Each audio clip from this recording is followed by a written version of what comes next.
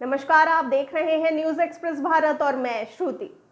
इंदौर के चर्चित नवविवाहित जोड़े का हनीमून अचानक एक दिल दहला देने वाले अपराध में तब्दील हो गया। राजा रघुवंशी की हत्या के मामले में पुलिस ने उनकी पत्नी सोनम रघुवंशी को गिरफ्तार कर लिया। सोनम को उत्तर प्रदेश के गाजीपुर जिले के नंदगंज इलाके से एक ढाबे से पकड़ा गया, जहां वो छिप कर रह रही थी। 20 मई को दोनों शिलोंग यानी मेघालय में हनीमून मनाने पहुंचे थे, लेकिन 23 मई को अचानक गायब हो गए।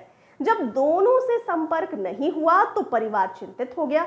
बेटी सोनम की तलाश में उसके परिजनों ने हर संभव प्रयास किए, प्रशासन से मदद मांगी, एफआईआर दर्ज करवाई और यहां तक कि ज्योतिषियों और तांत्रिकों का भी सहारा लिया।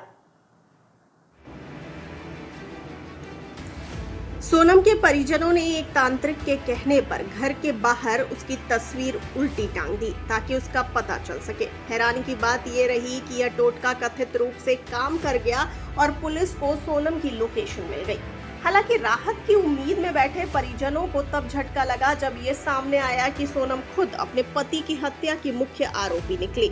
बता दें कि यह केस अब सिर्फ एक हत्या नहीं बल्कि रहस्य, अंधविश्वास और विश्वासघात की परतें खोलता जा रहा है, जिसमें एक प्रेम, एक शादी और एक जिंदगी सब कुछ दांव पर लग गया। सोनम रघुवंशी और राजा रघुवंशी की शादी एक आम भारतीय पारिवारिक तरीके से तय हुई थी, जहां परंपरा, ज्योतिष और पारिवारिक विश्वास ने महत्वपूर्ण भूमिका निभाई।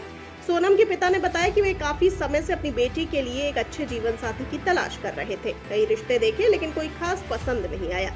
इसी बीच एक मैट्रिमोनियल साइट पर राजा रघुवंशी की प्रोफाइल मिली। परिवार ने पड़ताल की, बातचीत हुई और लड़का उन्हें ठीक लगा। हर कदम पर पारंपरिक विश्वास का पालन करते हुए शादी से पहले दोनों की कुंडली एक ज्योतिषाचार्य को दिखाई गई। उन्होंने बताया कि दोनों की कुंडली में मंगल ग्रह एक ही घर में है, जो सामान्य बात है और कोई बड़ी परेशानी नहीं होगी।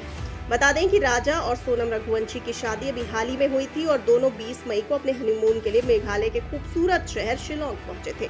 लेकिन इस नई जिंदगी की शुरुआत महज 2 दिन में रहस्यमय मोड़ ले बैठी। 23 मई को दोनों अचानक लापता हो गए।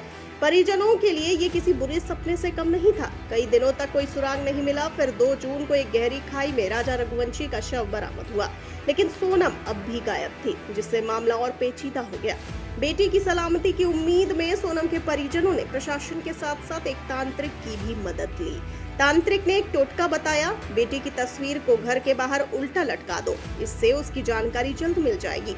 सोनम के पिता ने ये उपाय अपनाया और आश्चर्यजनक रूप से कुछ ही समय बाद सोनम का पता चल गया। लेकिन जिस बेटी की तलाश में पूरा परिवार तांत्रिक उपायों और प्रशासनिक मदद का सहारा ले रहा था, अब उसी बेटी की पहचान बदल चुकी थी।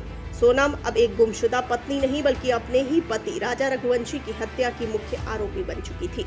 ये कहानी एक साधारण हनीमून ट्रिप की ही नहीं रही, अब ये एक ऐसे अपराध की दास्तां बन चुकी है जिसमें प्रेम, विश्वास, अंधविश्वास और क्रूर सच्चाई की कई परतें हैं, जो पूरे देश को झकझोर कर रख दे रही है।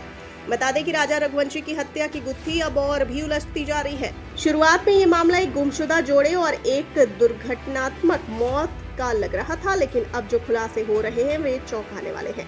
सूत्रों के अनुसार राजा की हत्या में सोनम अकेली शामिल नहीं थी। इस साजिश में उसके साथ विक्की ठाकुर, आकाश और आनंद भी थे। इन चारों ने मिलकर राजा की हत्या को अंजाम दिया, लेकिन इस पूरी योजना का मास्टरमाइंड कोई और नहीं बल्कि राज कुशवाहा है, जिसका सोनम के साथ प्रेम संबंध था। पुलिस जांच के दौरान सोनम का मोबाइल फोन ट्रेस किया गया और वहीं से साजिश का पर्दाफाश शुरू हुआ।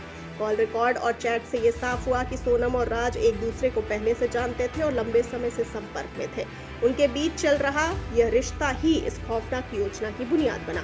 अब यह मामला सिर्फ एक विवाहिता द्वारा पति की हत्या का नहीं बल्कि सुनियोजित षड्यंत्र, प्रेम संबंध और धोखे का संगीन अपराध बन चुका है।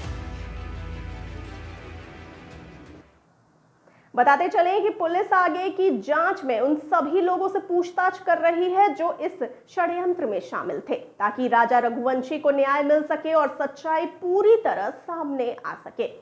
आपको इस घटना को लेकर क्या कहना है? अपनी राय में बताइए कमेंट सेक्शन में, और जाते जाते इस वाले वीडियो को कर दीजिए लाइक और शेयर और चैनल को सब्सक्राइब करना बिल्कुल ना भूलिए। मुझे दीजिए इजाजत, नमस्कार।